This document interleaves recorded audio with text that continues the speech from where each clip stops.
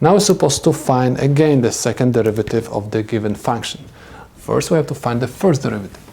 So if y prime is equal negative 4x to the third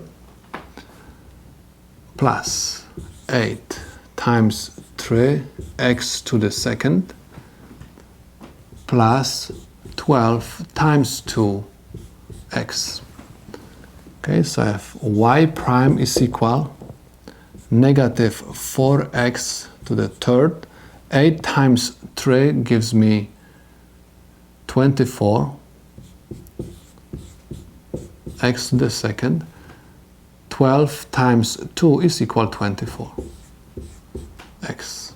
If you want to find the second derivative, simply take the derivative of the first derivative.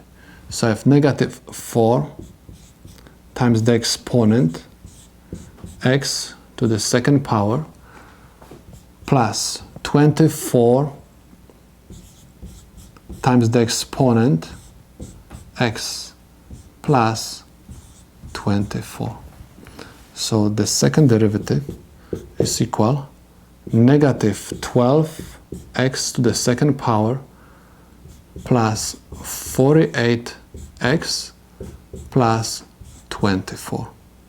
And this is the solution to my problem.